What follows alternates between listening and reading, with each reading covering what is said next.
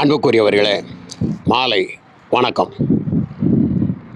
பரிசுத்த வேதாகமம் சொல்கிறது, மத்தேயு சுவிசேஷம் 18ஆம் அதிகாரம் 10வது வசனத்தில் இப்படி குறிப்பிடுகிற ஒரு காட்சியை நான் உங்களுக்கு சொல்லும்படியாக ஆசைப்படுகிறேன். ஆண்டவராய் இயேசு கிறிஸ்து தம்மை சுற்றியிருக்கக்கூடிய சீடர்களையும் தம்மோடு வந்து கொண்டு இருக்கக்கூடிய மற்ற மக்கள் அனைவரும் சூழ்ந்திருக்க ஒரு விஷயத்தை அவர் சொல்லுவார். இந்த சிறியவரில் ஒருவன் இடரலாக இருந்தால் அவன் மிக மிக பரிதாபத்துக்குரியவன்.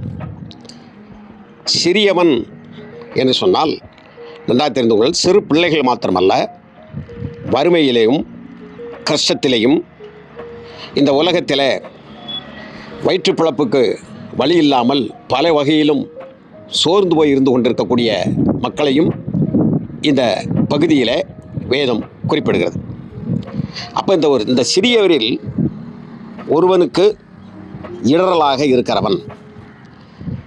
இடரல் என்றால் என்ன? அவனுடைய மேன்மைக்கு, அவனுடைய நன்மைக்கு, அவனுக்கு கொடுக்கப்பட வேண்டிய அந்த விகிதாச்சாரம், அந்த மதிப்பு, அந்த மரியாதை, அதை சார்ந்து இருக்கக்கூடியதான அனைத்து விஷயங்களிலும் இவன் ஒரு ஏழ்மையானவன் தான். இவன் இந்த நம்முடைய சமுதாயத்தில் மிகவும் ஒரு பிற்படுத்தப்பட்ட நிலையில் இருக்கிறான். பண ரீதியிலும் சரி, எந்த வகையாக இருந்தாலும் சரி, அதிலே அவன் குறைவிட்டவனாக இருக்கிறான் என்று சொல்லி அப்படிப்பட்ட மனிதனுக்கு இடரலாக இருக்கக்கூடியவனை பார்த்து கர்த்தர் சொல்கிறார், அவனுக்கு ஐயோ என்று சொல்கிறார்.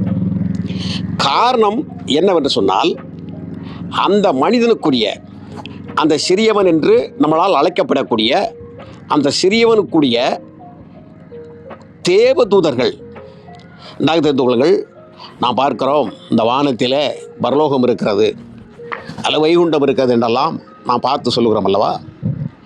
அங்கே இருக்கக்கூடிய தேவதூதர்கள் அனுதினமும் இவனை எப்படி பாதுகாக்க வேண்டும், இவனை யார் யார் என்னென்ன சொல்லுகிறார்கள், எப்படி மற்றவர்களால் அற்பமாக நடத்தப்படுகிறார்கள் என்பதை அனுதினமும் கடவுளிடத்தில் அவர்கள் ரிப்போர்ட் செய்து கொண்டிருக்கிறார்கள், புகார் செய்து கொண்டிருக்கிறார்கள் என்று கூட நீங்கள் அதை வைத்துக்கொள்ளலாம். ஆகவே அன்புக்குரியவர்களே, நம்முடைய வாழ்க்கையில் மிகவும் சிறியவர்களாக அல்லது ஏளனத்துக்குரியவர்கள் என்று நீங்கள் கருதுவீர்கள் என்று சொன்னால், நீங்கள் நன்றாக நினைத்துக் கொள்ளுங்கள், அவர்களுக்குரிய தேவ தூதர்கள், அவர்களை பராமரித்து கொண்டிருக்கிறவர்கள், அவர் வீதியிலே படுத்திருக்கலாம், அல்லது மலையில் நினைந்து கொண்டிருக்கலாம், ஒதுங்குவதற்கு இடமில்லாமல் கூட இருக்கலாம். அப்படிப்பட்டவனுடைய கருத்துக்களை, நியாயத்தை சரியான முறையில் அவனை கையாளவில்லை என்றால், அப்படி கையாளாதவன் அவனை அற்பமாக எண்ணுகிறான். ஆகவே அவனை கடவுள் நியாயம் தீர்க்கும்படியாக இவனை பாதுகாத்து கொண்டிருக்கக்கூடிய தேவதூதர்கள் அங்கே செல்வார்கள், அனுதினமும் செல்கிறார்கள் என்று வேதம் சொல்கிறது. நான் கேட்கிறேன், யார் சிறியவன், யார் பெரியவன், யார் பிரபு, யார் குட்டி குபேரர், வெட்டா மராசாரர், ஆலை அரசர்களான்னு சொல்லுகிறார்கள் அல்லவா? அவர்களுக்கும் விலகிக் கொள்ள வேண்டும்.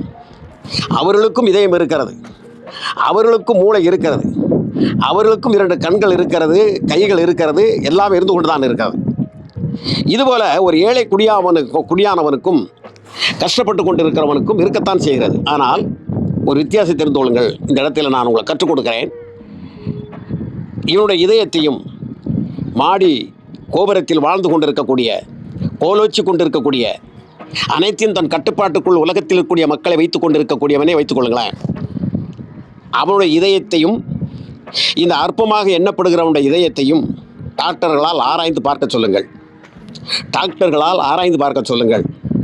இவனுடைய இதயத்தினுடைய சுழற்சி வேகம் எவ்வளவு, இந்த அற்பத்தனமாக காணப்படுகிறவனுடைய சுழற்சியினுடைய வேகம் எவ்வளவு?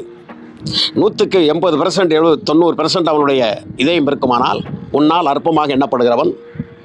உன்னுடைய இதயத்தினுடைய சுழற்சி 20, 30, 40 இருக்குமானால் உன்னுடைய அந்தஸ்து, உன்னுடைய மேன்மை, உன்னுடைய பெருமை, உன்னுடைய பணம், உன்னுடைய பட்டாபிஷேகம், நீ வைத்து கொண்டிருக்கக்கூடிய அனைத்தையும் இந்த இதயம் என்பது உன்னை சிறுமைப்படுத்தி விடுகிறது அல்லவா?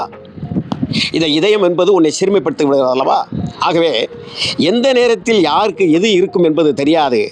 ஆகிலும் உங்களிடத்தில் வாசம் பண்ணி கொண்டிருக்கக்கூடிய அந்நியர்களாக இருந்தாலும் பரதேசிகளாக இருந்தாலும் அவர்கள் எவ்வளவுதான் ஒரு இழிவான நிலையில் காணப்பட்டாலும் கூட அவர்களை நீங்கள் ஒரு பொழுதும் அற்பமாக எண்ணிவிடாதீர்கள்.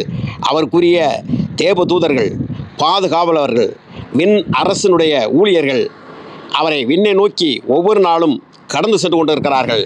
அவர்கள் தன்னை படைத்த கடவுளை பார்த்து கொண்டிருக்கிறார்கள் என்பதில் மாற்று கருத்தில்லாமல் நீங்கள் எப்பொழுதும் யாரையும் அற்பமாக எண்ணாமல் இருக்கும்படி இந்த மாலை நேரத்தில் உங்களை மிகவும் மன்றாடி வேண்டிக் கொள்கிறேன். நன்றி, வணக்கம்.